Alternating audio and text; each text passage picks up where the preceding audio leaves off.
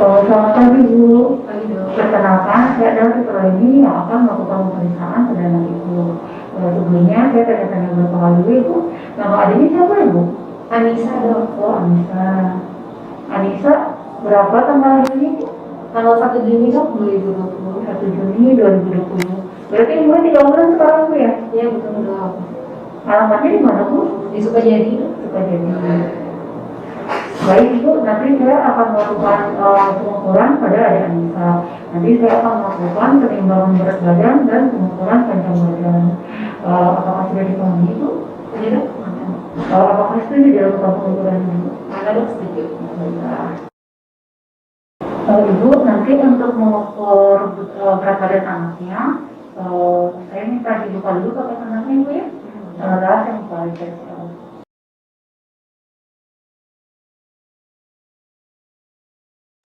Nolkan timbangan dan kalibrasi dengan anak timbangan standar atau barang yang beratnya sudah terstandar.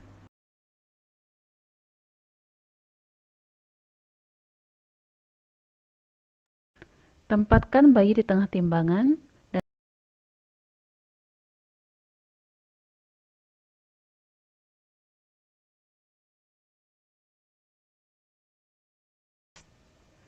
catat hasil penimbangan.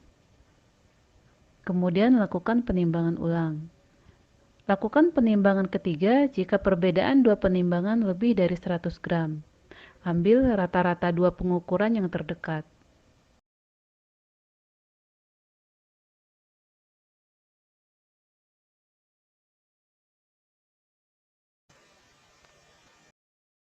Tempatkan bayi dengan kepala menghadap ke atas dan ujung kepala menyentuh ujung papan, serta bahu bersandar pada papan.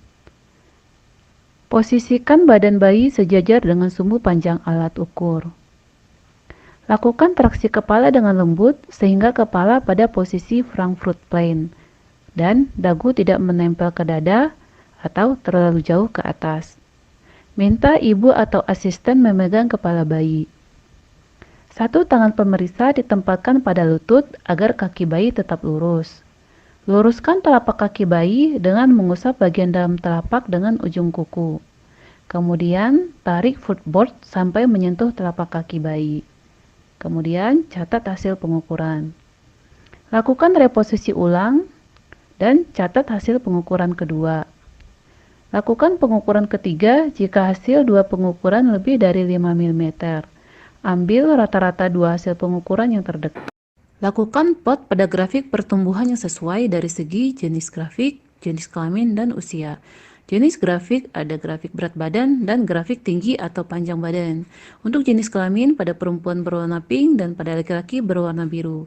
Untuk usia ada grafik usia baru lahir sampai usia 5 tahun dan dari usia 5 tahun sampai 19 tahun. Agar plotting lebih akurat, dilakukan dengan bantuan penggaris. Karena ini kita akan menaruh berat badan, jadi kita memplotting pada kurva berat badan untuk anak wanita. Karena ini bayi 3 bulan, jadi kita mengambil kurva untuk dari usia bayi sampai umur 5 tahun. Kemudian kita lakukan plotting anak berusia 3 bulan dengan berat badan 6 kilo.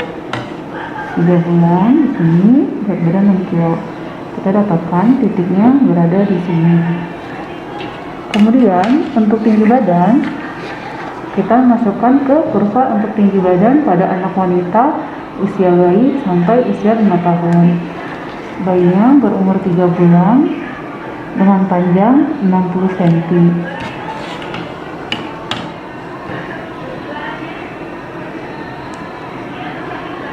Kemudian kita plotting dan kita dapatkan posisi plottingnya di garis hijau. Dari hasil pemeriksaan, berat badan anak ibu berdasarkan usianya alhamdulillah masih normal.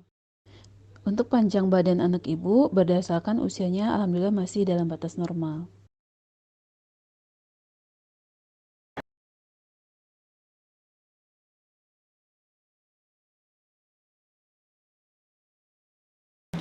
Selamat siang Ibu, selamat siang Adik. Saya Dr. Sofa yang bertugas hari ini. Adik namanya siapa? Adinda Zahra. Panggilannya? Zahra. Ade Zahra. Ade Zahra lahirnya tanggal berapa, Bu? 13 Desember 2012 tuh. 13 Desember 2012. Berarti sekarang usianya 7 tahun 8 bulan ya? Iya, 7 tahun 8 bulan. Alamatnya di mana, Bu? Di kisaran kan tuh. Iya, baik Ibu. Jadi kita akan melakukan pengukuran. Jadi Ade akan mengukur berat badannya dan tinggi badannya untuk melihat status gizi dari Ade. Iya, betul. Apakah sudah cukup jelas, Bu? Sudah cukup jelas kan? Iya. Bersedia kita lakukan pengukurannya sekarang? Bersedia. Mari, yuk. Siap. Pengukuran berat badan pada anak dan remaja menggunakan timbangan elektronik. Di sini, anak diharapkan memakai pakaian yang tipis dan menghindari menggunakan pakaian luar. Dan kita kalibrasi menggunakan barang yang kita tahu berat sebelumnya. Di sini saya menggunakan botol dengan berat setengah kilogram yang penuh berisi air. Kemudian kita meminta anak untuk melepaskan sepatunya. Kemudian kita meminta kepada anak untuk berdiri tepat di tengah timbangan tanpa berpegangan. Kemudian kita lihat hasil timbangannya dan kita minta kepada anak untuk mengulangi 1 kali lagi. Catat pengukuran pada formulir, ulangi pengukuran, lakukan pengukuran ketiga bila jarak antara 2 pengukuran pertama lebih dari 100 gram dan ambil rata-rata dari 2 pengukuran terdekat. Ukuran tinggi badan anak dan remaja menggunakan stadiometer atau microtoys. Di sini, alat yang kita gunakan adalah microtoys. Cara mengkalibrasi microtoys adalah dengan menarik ujung baja hingga ke dasar lantai. Pastikan angka yang tertera pada microtoys adalah 0 cm. Kemudian, kita meminta anak untuk melepaskan alas kakinya. Lalu, kita meminta anak untuk berdiri dengan tumit, bokong, bahu dan kepala menyentuh bagian datar dari permukaan dinding dengan tumit yang rapat, kaki yang tegak lurus, tangan berada di samping, dan bahu yang rileks.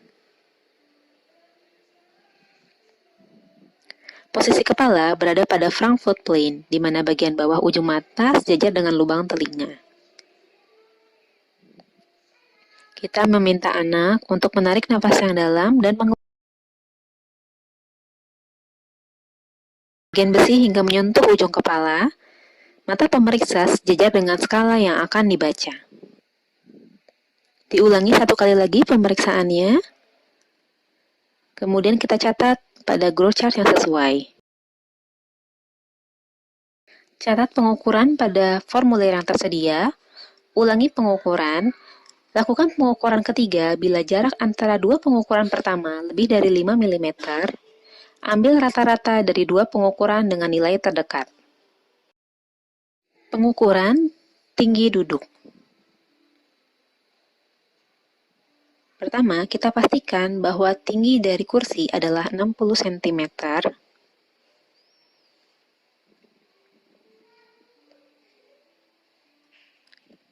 Kemudian, kita meminta anak untuk duduk di atas kursi yang tidak memiliki sandaran.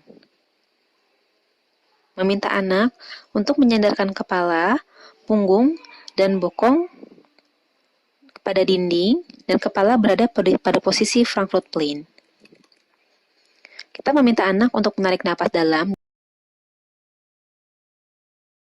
turunkan bagian besi hingga menyentuh ujung dari kepala.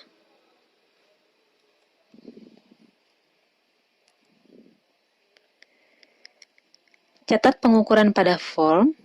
Ulangi pengukuran, ambil pengukuran ketiga jika jarak di antara 2 pengukuran pertama lebih dari 5 mm, dan ambil rata-rata dari 2 pengukuran terdekat.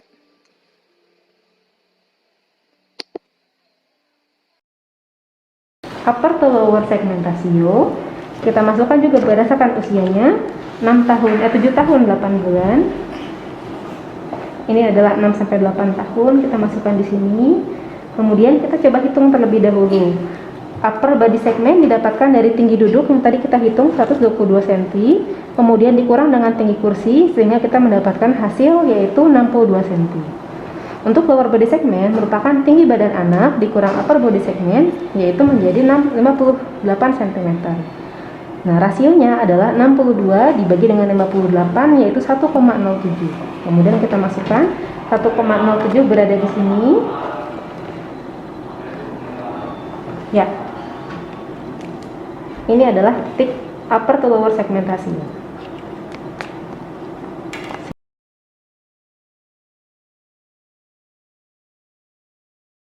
Berdasarkan hasil pengukuran berat badan, kita masukkan datanya pada kurva ini. Anak merupakan anak perempuan berusia 7 tahun 8 bulan, sehingga lokasinya adalah di sini. Kemudian dengan berat badan 23 kg, maka akan didapatkan titik yaitu berada di antara -1 sampai +1. Kemudian untuk tinggi badan, kita masukkan juga berdasarkan usianya 7 tahun 8 bulan, yaitu tingginya 120 cm, sehingga plottingnya berada di titik di sini dengan Z-score-nya -1 sampai +1.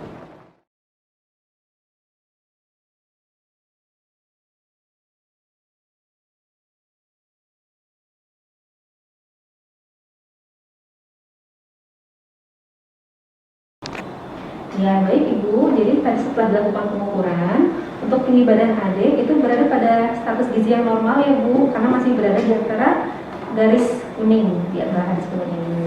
Untuk berat badan juga sama, masih termasuk berat badan yang normal, karena masih berada di antara garis hijau ini atau di antara garis kuning. Kemudian untuk rasio badannya, jadi kita mau lihat juga Bu, bagaimana rasio antara segmen atas tubuh dan segmen bawah.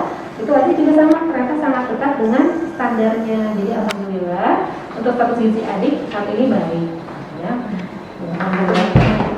Makasih Dok. Sama-sama Ibu.